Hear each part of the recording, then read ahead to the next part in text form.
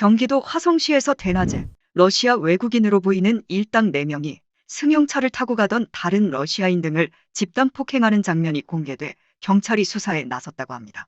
조직폭력배가 등장하는 영화와 비슷하게 진행된 폭행 장면은 뒤따르던 차량의 블랙박스에 담겨 온라인 등에 공개돼 충격을 주고 있습니다. 피해자 등은 생명에는 지장이 없는 것으로 밝혀졌는데요. 사건의 내용 한번 보시겠습니다.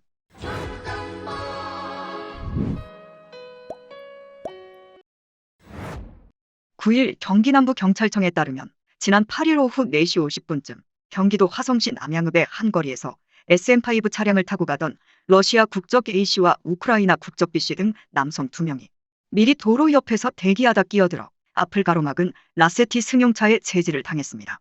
또 이 과정에서 후드 차림에 마스크를 쓰고 쇠몽둥이를 든 건장한 남성 4명이 차량으로 다가와 차량 문을 차고 이어 SM5 차량 운전자가 달아나기 위해 후진하다 뒤따르던 차량을 들이받는 사고를 내기도 했습니다.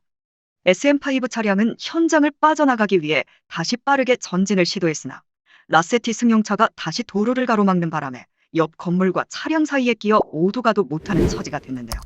그러자 괴한 4명은 다시 SM5 차량 위에 올랐다 발로 차고 쇠몽둥이로 때리는 등 난동을 계속 이어나갔습니다.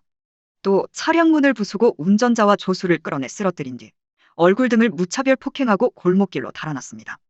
피해자들은 손가락이 부러지거나 머리에 타박상을 입고 병원 치료를 받았으며 생명에는 지장이 없는 것으로 알려졌습니다. 피해자들은 국내에 체류하며 일용직 노동을 하고 있는 것으로 알려졌습니다. 경찰은 피해자들의 신고를 접수하고 경기남부경찰청 폭력계 형사들로 전담팀을 구성해 수사에 착수했습니다. 경찰은 직접 집단 폭행에 가담한 4명과 라세티 운전자 등 적어도 5명 이상이 폭행에 가담한 것으로 보고 있다고 했습니다.